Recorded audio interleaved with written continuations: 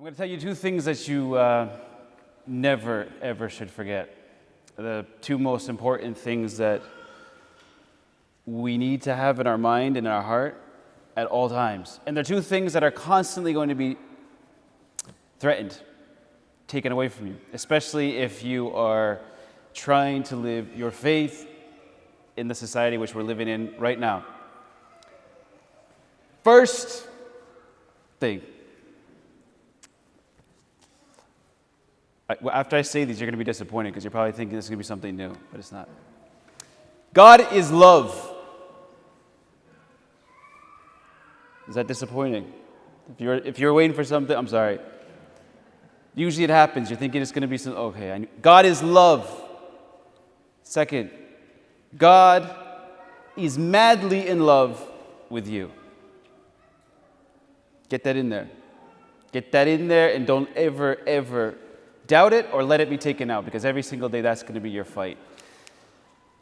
On our way over to Spain for Christmas, we were behind a young couple who had their first child, 7-month-old baby, and it was beautiful. You're talking towards the end of Advent, coming home for Christmas, and it was just like you have that there, your little image of the baby to be meditating on. But for me, what really hit me was that these two people were absolutely and completely absorbed in this little baby. They couldn't get their eyes off him. They're just obsessed with him, absorbed. You had the complete attention.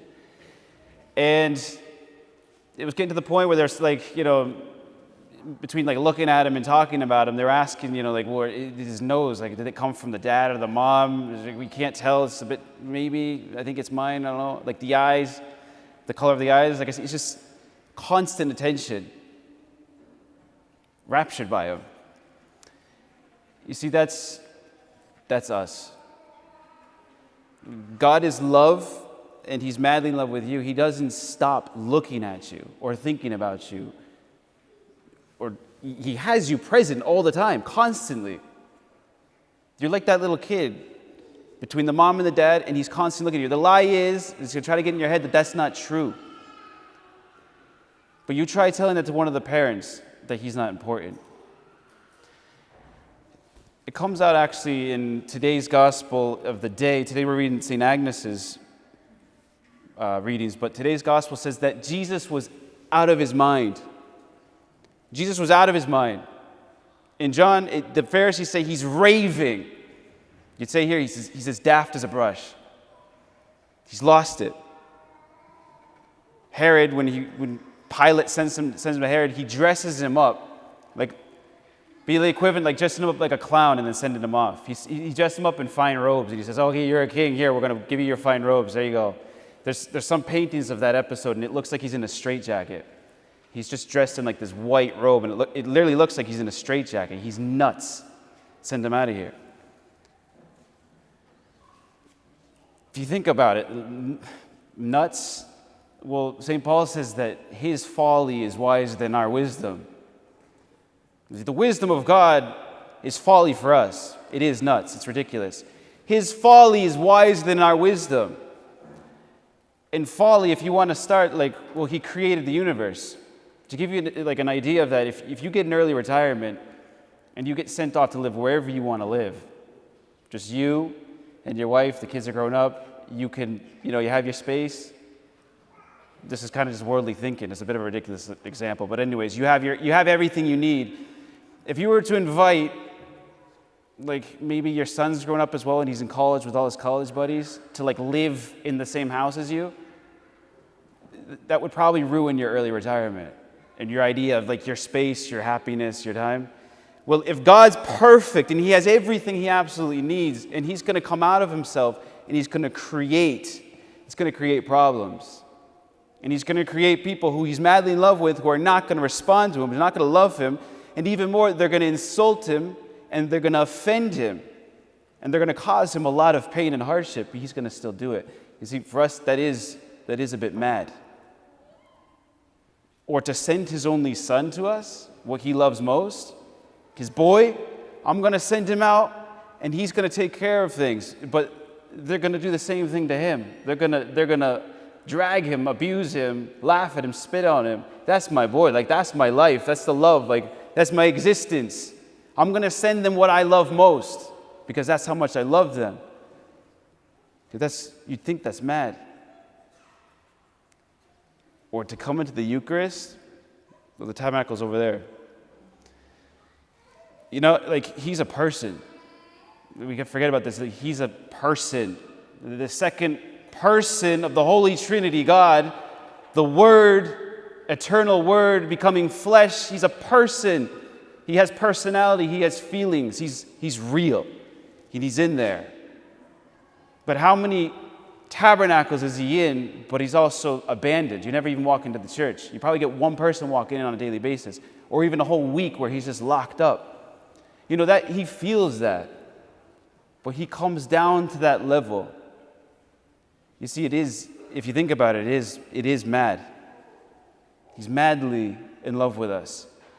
So if you're going through your daily life, and if things are starting to get like out of control and you can't take it anymore, and it's getting hard inside, outside the church, the world, situations, conflicts, arguments, tensions. You see, if we take our eyes off of this God who has never taken his eyes off of us, he's never taken his eyes off of us. He's the only person in your life who thinks about you all the time. Nobody can do that but him. He's the only one who's that mad for you. Nobody is going to show you the love that he has. It's impossible. We can't. So if this starts overwhelming us and we start taking our eyes off of him and putting our eyes on ourselves and we look at our belly button, like my mom used to say, like, take your eyes off your navel, like, stop looking at your belly button. Once you start looking at your belly button, you're looking at yourself, that's when it all starts happening and you can't take it anymore. And you make bad decisions. You make bad choices. Put your eyes back on him. Who is he? He's love. And what kind of love it is? A mad love. He's madly in love with you. And if we're going to get a source of peace and consolation and time where I can have that solace in my soul, it's going to happen with him. That's what happens in prayer. St. Agnes she was dragged around. She was 12 years old and a nobleman wanted to marry her. She wasn't having it. So he reported her and she got dragged around. She got threatened, mocked. And her last words were, "I'm not giving up my faith." Our Lord said, like, when you're before these tribunals, and if it even is members of your own family that are going to betray you, are the first ones to cut you, don't worry what you're going to say. I'm going to speak for you. I will never give up my faith. And the church puts words in her mouth in the liturgy. She says, I'm going towards you. I've always searched for you. I've always loved you. I've always wanted to be with you. And now I'm going to be with you forever. You're the one who I've always wanted. St. Augustine would say, late have I loved you. She was 12 years old. What makes us think, late have I loved you, Lord. Late have I found and discovered this love. Because if we don't have him in our life, and if we're letting the lie get into our heads that he's not like that, or he's distant, or he doesn't care about your problems, that is too much, that's what's going to happen to you. You're going to turn in on yourself, and you're going to reap the fruit, which is sterile, of your own self-love. Lord, late have I loved you. And as David says in the psalm, Lord, I'm not going to pretend to do things that are above my capacities. I'm not going to try to bite off more than I can chew. I'm going to put myself in your arms like a child in the arms of his mother, and I'm going to trust in you. I'm going to let go of the reins, and I'm going to trust in you because who are you? You're my dad, and you're the creator of all the universe.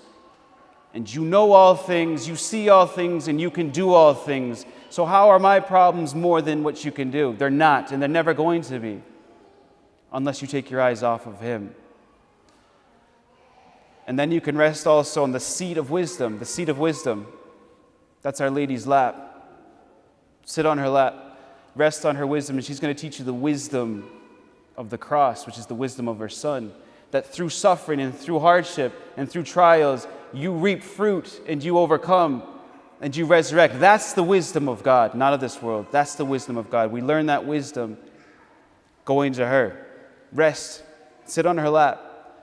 And she's going to teach us the true wisdom.